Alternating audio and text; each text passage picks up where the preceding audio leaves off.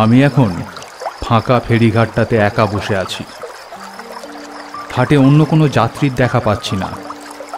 আমার বাড়ি নদীর ওপারের গ্রামে। নদীর এপারে এক স্কুলে আমি শিক্ষকতা করি।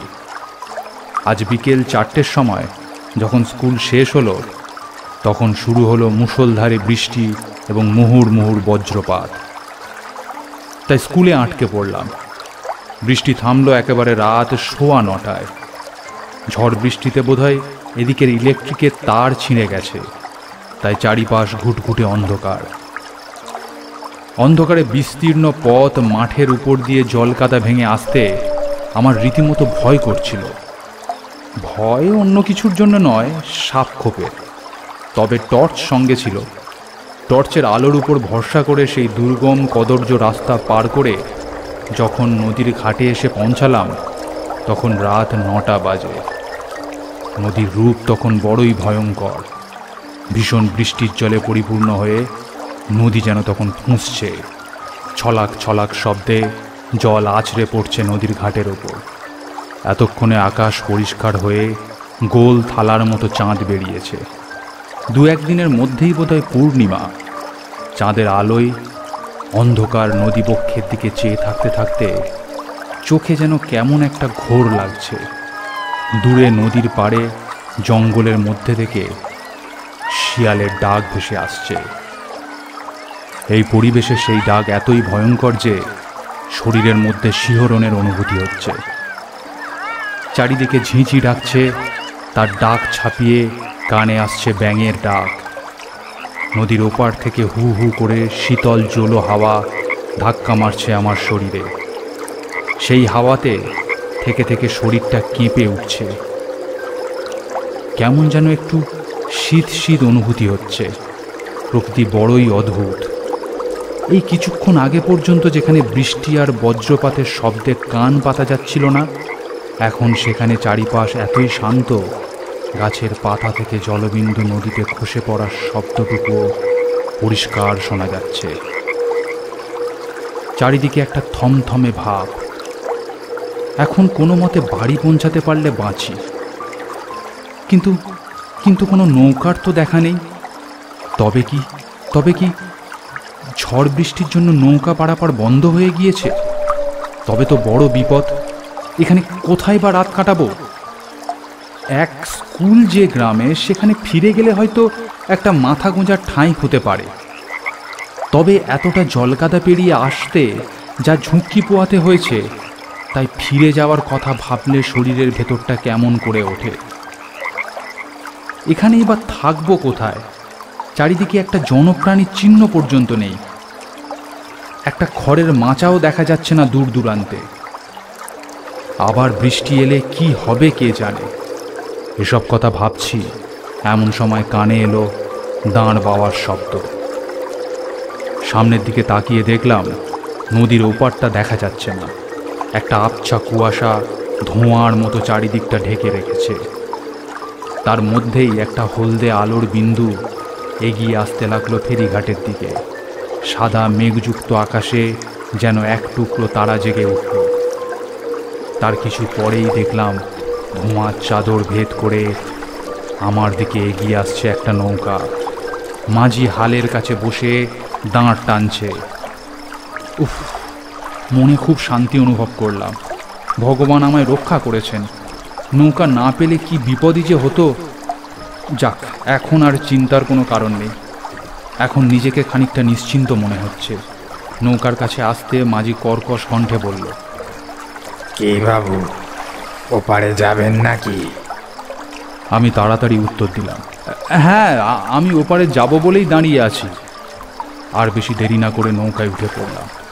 উঠেই মাঝিকে জিজ্ঞেস করলাম, এটা বুঝি এ রাতের শেষ নৌকা? মাঝি উত্তর দিল, আজ্ঞে বাবু মশাই, এটাই এ রাতের শেষ নৌকো। উত্তর দিয়ে মাঝি হালের কাছে বসে আবার দাঁড় টানতে লাগলো। নৌকা নদীর জল কেটে এগিয়ে যেতে লাগলো সামনের দিকে। আমি নৌকার এক কোণে কাঠের পাটাতনের উপর বসলাম। বসার কিছুক্ষণের মধ্যেই বুঝলাম নৌকার সমস্ত যাত্রী এবং নৌকার মাঝি সব কেমন যেন অদ্ভুত। সাধারণত নৌকায় উঠলে আমরা দেখে থাকি যাত্রীরা নিজেদের মধ্যে গল্পগুজব ও হাসি ঠাট্টা করে। এখানে একেবারেই তার উল্টো। প্রত্যেকে একেবারে অনড় অবস্থায় স্থিরভাবে নিজের জায়গায় বসে আছে। তারপর ভাবলাম, আমি শুধু শুধু এসব কথা ভাবছি। হয়তো তারা একে অপরের অপরিচিত, তাই হয়তো কেউ কারোর সাথে কথা বলছে না। ভাবলাম, খানিকক্ষণের তো ব্যাপার, আর মিনিট 15 পরেই তো ওপারে পৌঁছে যাব। আর তারপর বাড়ি পৌঁছাতে পারবো মনে করেই মনটা বড় আনন্দে ভরে উঠল। এদের দমবন্ধকর স্থির অনড় মুখগুলোর দিকে তাকিয়ে থাকলে মনের ভিতরটা কেমন করে ওঠে। তাই বাইরের দিকে দৃষ্টি ফেরালাম। দেখলাম চারিদিকে একটা পাতলা কুয়াশা ঢেকে আছে। তার মধ্যে দিয়ে দূরের দৃশ্য আবছা হয়ে ফুটে আছে। এইসব দেখতে দেখতে আরও বেশ কিছুক্ষণ কাটল। মনে মনে ভাবছি, অন্যদিন তো এত দেরি হয় না। প্রায় 10-15 মিনিট হতে চলল, এখনো পাড়ের কোনো দেখা নেই। ব্যাপার কি? আরও কিছুক্ষণ অপেক্ষা করলাম। তারপর ধৈর্য হারিয়ে মাঝিকে জিজ্ঞেস করলাম, ও মাঝি ভাই, পাড়ে পৌঁছাতে আর কতক্ষণ লাগবে? মাঝি গম্ভীর গলায় উত্তর দিল, আর বেশিক্ষণ নয়। হঠাৎ সামনের দিকে তাকিয়ে দেখলাম দূরের আকাশে ঘন কালো মেঘ জমেছে। তার মধ্যে মধ্যে নীল বিদ্যুতের আলো আকাশের এক প্রান্ত থেকে অন্য প্রান্তে ছুটে যাচ্ছে। এবার শোনা গেল গুড়গুড় শব্দ। যাত্রীদের মুখে কোনো কথা নেই, তারা তেমনভাবেই এক জায়গায় অনড়ভাবে বসে আছে। আমি আর বসে থাকতে পারলাম না। তাড়াতাড়ি উঠে বললাম, মাঝি ভাই, নৌকা তাড়াতাড়ি চালাও, ঝড় উঠলো বলে। তার কাছ থেকে কোনো উত্তর পেলাম না। সে একইভাবে অনড় অবস্থায় নৌকা দাঁড় টেনে চলেছে। খানিকটা বিরক্ত হয়ে উঠে দাঁড়িয়ে চেঁচিয়ে বললাম, কি হলো? কি শুনতে পাচ্ছ না আমার কথা? ও মাঝি ভাই, এই ঝড় উঠলো বলে। এমন সময় হু হু করে একটা দমকা বাতাস ছুটে এলো আমার দিকে। বাতাসের দাপটে নৌকার ওপর জ্বলতে থাকা হ্যারকেনটা দপ করে নিভে গেল। চারিদিক অন্ধকার, কারোর কোনো সাড়া নেই। আমি পাগলের মতো চেঁচিয়ে বলে উঠলাম, মাঝি ভাই, আলো জ্বালাও মাঝি। আবারও চারিপাশ চুপচাপ, কোনো জবাব এলো না প্রশ্নের প্রত্যুত্তরে। চারিদিক ঘুটঘুট করছে অন্ধকার, চোখে কিছু দেখতে পাচ্ছি না। নিজেকে অন্ধ বলে মনে হলো। বর্ষার নদীর জলের ছলাক ছলাক শব্দ ছাড়া আর কিছু শুনতে পেলাম না। তারপর মুহূর্তে বিদ্যুতের নীল আলো চারিদিকে জ্বলে উঠে আবার অন্ধকারে হারিয়ে গেল। সেই আলোতে আমি যা দেখলাম তাতে আমি নিজের চোখকে বিশ্বাস করতে পারলাম না। এমন নারকীয় দৃশ্য কি বাস্তবে সত্যি সম্ভব? সে দৃশ্য দেখে আমার পিঠের শীত দাঁড়াবে একটা হিমশীতল স্রোত বয়ে গেল। আমার স্বাভাবিক বাস্তব বুদ্ধি লোপ পেল। নৌকার চারিদিকে মাঝি কই, যাত্রী কই? তারা তো আর সেখানে নেই। তার জায়গায় বসে আছে নরকঙ্কালের দল। স্থির হয়ে দাঁড়িয়ে কাঁপতে লাগলাম। আবার বিদ্যুৎ চমকালো। চারিদিক নীল আলোয় ভরে গেল কয়েক মুহূর্তের জন্য। দেখলাম নৌকায় যত কঙ্কাল সব আমার দিকে চেয়ে আছে। কি ভয়ঙ্কর দৃশ্য! বুকের ভেতরটা হিম হয়ে গেল। তারপর শুরু হলো এক সম্মিলিত অট্টহাসি।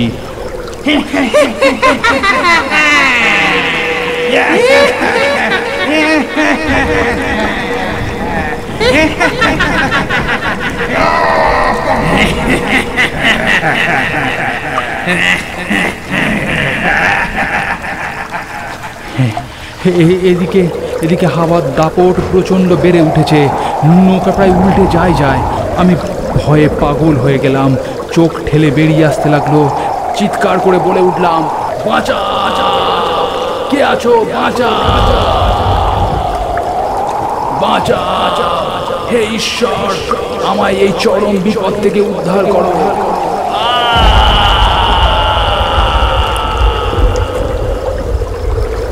বারংবার বিদ্যুতের আলোয় চারিদিক ভেসে উঠে আবার হারিয়ে যাচ্ছে অন্ধকারের বুকে।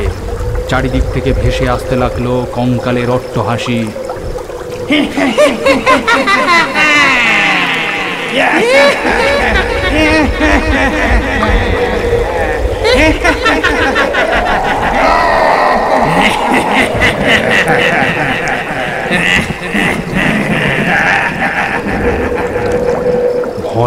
চিন্তায়, দুর্ভাবনায় আমি অবচেতনের মধ্যে হারিয়ে যেতে লাগলাম।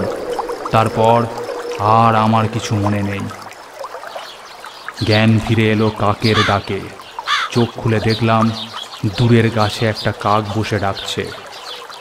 সকালের মিঠে রোদে চারিদিক ভেসে যাচ্ছে। মাথা তুলতে গিয়ে দেখলাম মাথার পিছন দিকে ব্যথা। কিছুভাবে চোট পেয়েছে মনে হয়। মাথার পিছন দিকটা চেপে ধরে ধীরে ধীরে উঠে বসলাম। চারিদিকে রোদ ঝলমল করছে। নীল আকাশের ওপর দিয়ে কত পাখি উড়ে যাচ্ছে। শান্ত স্নিগ্ধ নদীর জল টলমল করছে। মাথার পেছনে ব্যথায় হাত দিয়ে হঠাৎই মনে পড়ে গেল কাল রাত্রের কথা। মনে পড়তেই আমার সমস্ত দেহ একবার শিউরে উঠল। দিনের বেলাতেও মনটা আতঙ্কে ভরে উঠল। তাহলে আমি এখানে এলাম কি করে? তাহলে কি কাল রাতে আমি এখানে ঘুমিয়ে পড়েছিলাম? এগুলো কি তাহলে সব স্বপ্ন?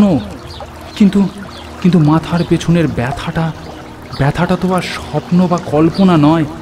স্বপ্ন কখনো এত স্পষ্ট হয়? ঠিক বায়োস্কোপের ছবির মতো। সেই ভয়ঙ্কর স্মৃতি আজও আমার মনে এত স্পষ্ট হয়ে আছে যে তাকে এখনো স্বপ্ন বলে মেনে নিতে পারিনি। অনেক সময় আমাদের সাথে এমন অনেক ঘটনা ঘটে যাকে রোদ ঝলমলে দিনের আড্ডা জমানো বৈঠকখানায় হাসি ঠাট্টায় আমরা উড়িয়ে দিতে পারি। কিন্তু বৃষ্টির দিনে গভীর রাতের অন্ধকারে একাকী ঘরে বসে সেটাকে চরম বাস্তব বলে মনে হয়। গল্পটি ভালো লাগলে একটি লাইক করুন। এরকম আরও গল্প দেখতে চাইলে চ্যানেলটি সাবস্ক্রাইব করে পাশের বেল বাটনটি প্রেস করে দিন, কারণ ভবিষ্যতে এখানে আরও এরকম গল্প আসতে চলেছে।